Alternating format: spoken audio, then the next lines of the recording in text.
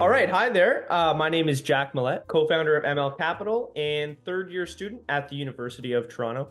I'm hopping on today because there was a few people in our Discord, members of ML Capital, who didn't really know how to use our DCF template and why it's actually important to know how to. I'm going to jump on today, take you through the template, actually go through a model with you. We're going to be using Adobe in the DCF.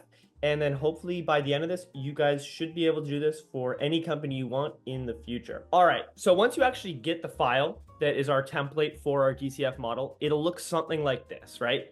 You're gonna see that there's no information inputted, and it might look a little bit, difficult, daunting when you first open it up, but I assure you it's not. And we're gonna take you right through this until you fully understand what's going on here. I write this here just to make sure the person reading it knows they can insert what company they're doing. For this, we're going to be doing Adobe, all right? Next, what's the ticker of the company? You're going to want to know this just inside here to get information really quick anyways.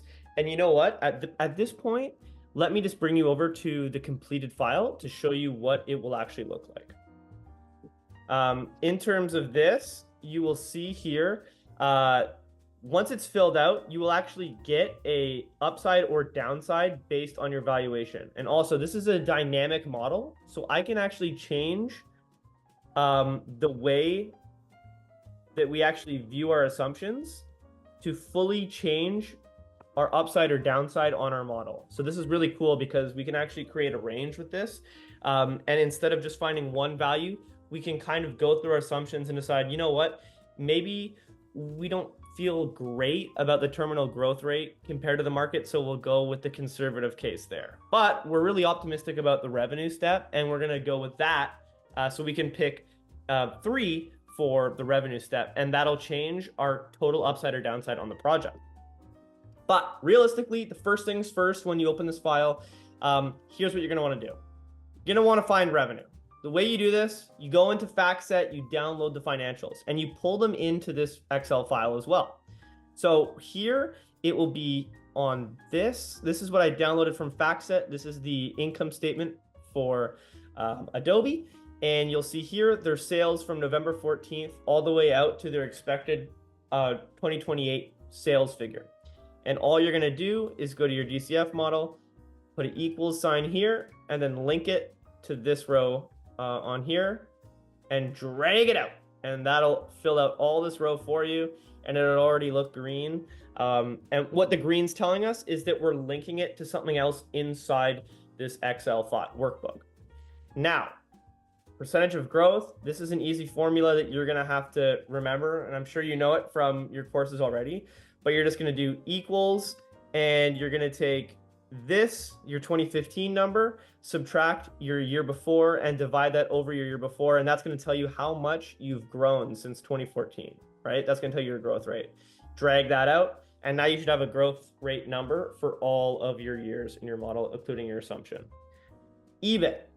Now, EBIT is sometimes confusing to find on a balance sheet if they don't specifically say, like, this is what it is. A lot of times you'll get EBITDA, and then you'll just have to subtract depreciation. So that's exactly what I did in this case. As you can see in this model, I'm taking from the income statement. Where is that?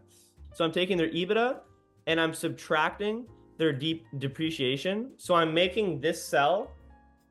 I'm clicking equals, boom. I'm going over to IS2, this minus this, and then enter. Now that's going to be linked up with this doc, and the same thing applies. You can drag it out, and we're just going to find percentage of sales. So you literally just take this number divided by revenue, and now you have it as a percentage of sales all the way out. Taxes, all right. It's all the same thing. That's why I really find this method not too challenging. It just looks complicated. You're going to equal that out, and then you're going to go into your tax expense, make it equal this row, or this row, and then once again drag it out, and now you're going to find this one as a percentage of EBIT. So now you're going to take this divided by 175 divided by 886 to find the 19.8%, drag it all the way out. Boom, boom, boom. Okay, now we need to look at our cash flow items, right? Because we have EBIT, we have it taxes. So now, if you remember, we know EBIT after taxes now, which is EBIT1 minus T, because we need to take EBIT, subtract taxes. What else do we need to change? Well, we need to know depreciation and amortization because we need to add that back. CapEx, we need to know because we need to subtract that. And we need to either add or subtract the change in net working capital to our model to get our free cash flows. So DNA, we already actually used this in our EBIT calculation because we were taking EBITDA minus DNA. So you're going to just equal this, once again, income statement. And you're going to make it equal the depreciation and amortization line. And then you are just going to drag it out. And for this, I find it as 2. So you're going to find it as a percentage of sales. So once again, DNA divided by revenue, that's a percentage of sales. As you can see here, I'll just show you the formula. Yeah, it's just this divided by this. You get that. Drag it out. Oops. And a percentage of CapEx. And what we're doing here is we're trying to find out which metric is better to actually forecast. So percentage of CapEx, we're just taking, once again, DNA divided by CapEx. You won't have CapEx yet, but when you do, you can plug this in. And as you can see, the model has a much more stable figure when looking at it as a percentage of sales than as a percentage of CapEx. So we're going to probably use percentage of sales as a way of forecasting. Okay, now CapEx. CapEx is a cash flow statement metric. So in our CapEx, you're just going to make it equal this. Boom. All right, drag it out. Find that as a percentage of sales. You know how to do that. You're just taking this number divided by this number, and that's how you get the 3.67. Boom, drag it out. Or 3.6. And now we're going to have to find change in net working capital. Let me see here. Change in net working capital is on. All right, change in working capital. Boom, make it equal to this. This means there's a 0 change in working capital. If it's positive, it means you've increased working capital. Okay, so you can just make this equal that column. You're going to get a bunch of zeros for Adobe's case anyways. It might be different in the future. And then you're going to find that as a percentage of sales, just like you've done with every other assumption here, basically. Okay, and now you move into where we're actually forecasting the forecast period, basically, of this model. And this is where it actually gets dynamic. So we're relinking. Now you see that these are purple. That's because we're linking to stuff that's in this worksheet already. Green means we're linking to other sheets. Purple means we're linking to things that are already here. All right, so revenue, we're literally just going to equal this, drag it out to 2023. All right, and same things with our growth rate. Now, where it gets confusing is this is now going to become a new column where you use an offset function. It's already there in our template, so you don't even need to think about it. But if you want to know how this works, basically, you're programming Excel to pick one of these three numbers to actually calculate its next 5 years of revenue. All right, this purple number is our street case. The number lower than it is our conservative case, and this number 13% is our optimistic case. And how we're getting those numbers, right, is basically we've said, okay, the street case is just going to be equal to our baseline assumptions. So we're just going to equal this out to this column. And if I click that right here, you can see I've just linked that to this. Okay. Now, what is this column going to be? Well, it's going to be this number, but with this revenue step.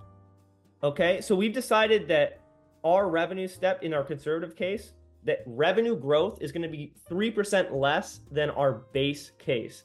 And the same thing for our optimistic case, but instead of it being 3% less, we're expecting 3% higher.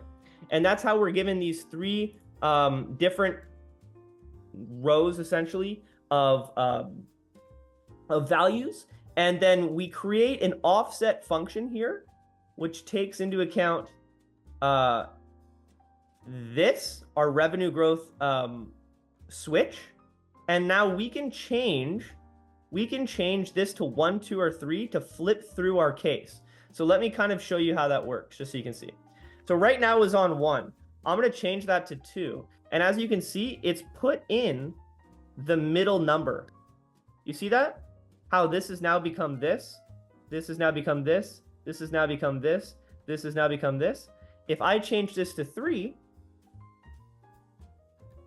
now this will have become the optimistic case. Boom, boom. And that is affecting all the way to our share price, right? So that's a huge thing that we can do, which I really like about this this model.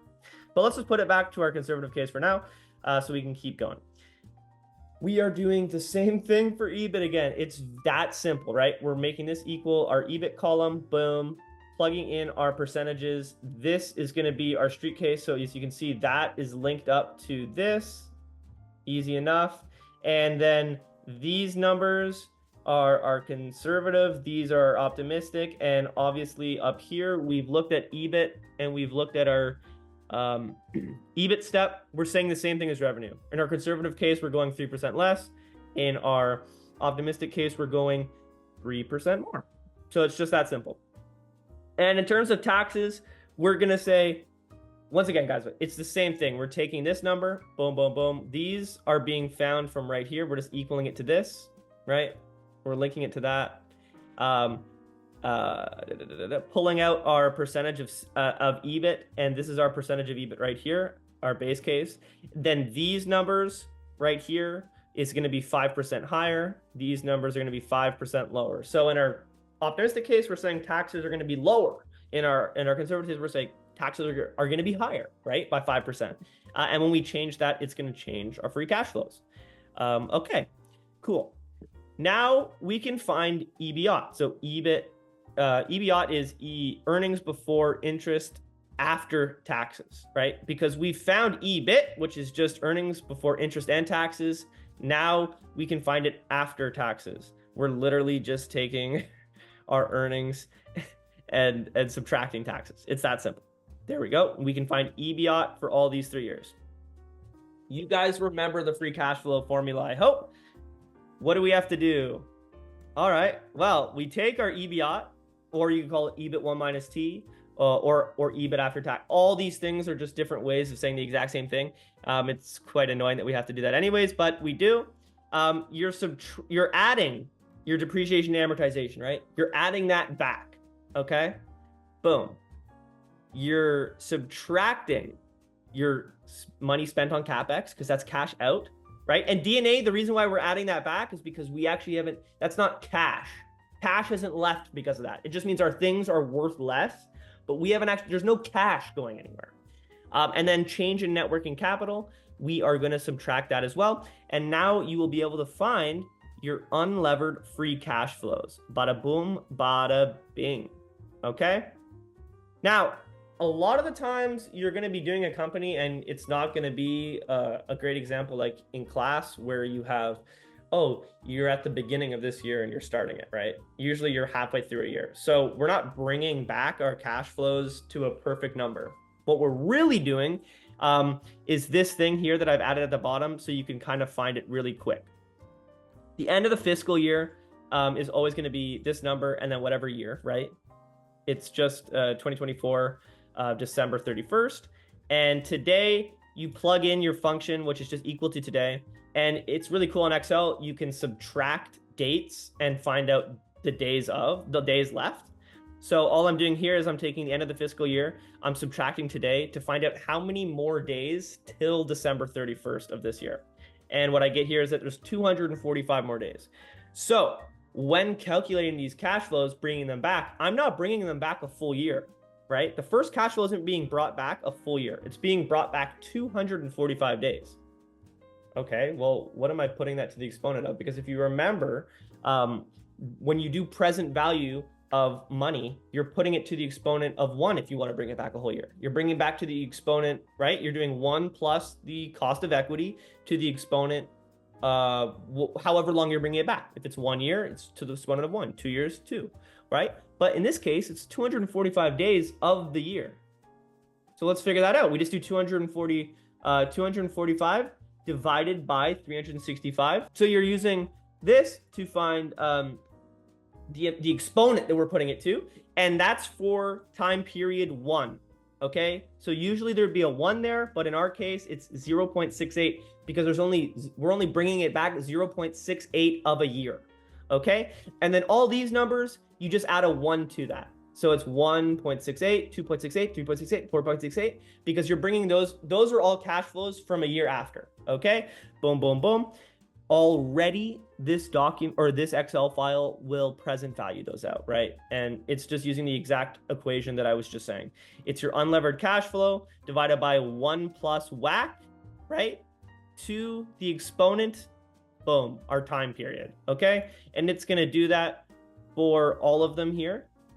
Like I said, okay, so right here is gonna be all of those present values summed up, plus, remember, we also have a terminal value that we have to calculate already done in this file for you, right?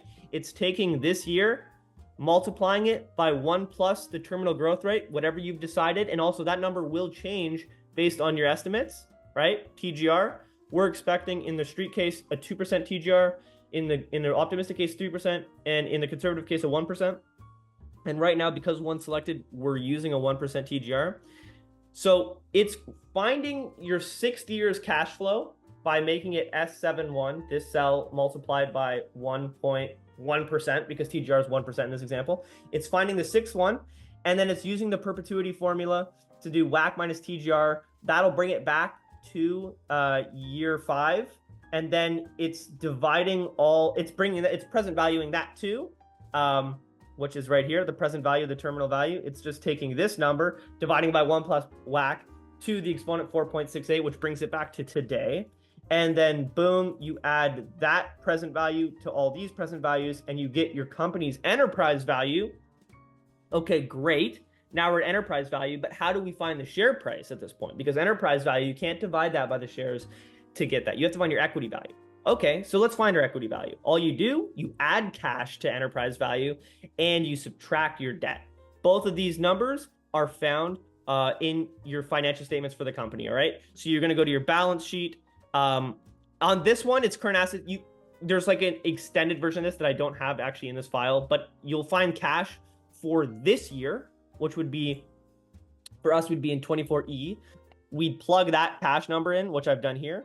And then we'd also find debt, which is 365. Now, have I linked that to, yes, I have. So it's B balance sheet 24. Yeah, total debt right here. So I've put that number in, which is 3,635,000,000, I believe. Yep. And now we can find equity value just by taking this number plus cash minus debt. All right. Oops. And then we put our number of shares in, which you can find in FactSet or on Yahoo, and you can find your share price. And just like that, it'll auto-populate up here your implied share price today versus today's share price. And obviously, we've put all the conservative numbers in here. So we're getting a 47% downside, which means obviously, like, we got to short this, or I don't know what's going on in your position. Now, if we change these all to, let's change them all to the base case. You can see that only 16% downside. So right now we might be going, okay, the market might be overpricing this a bit.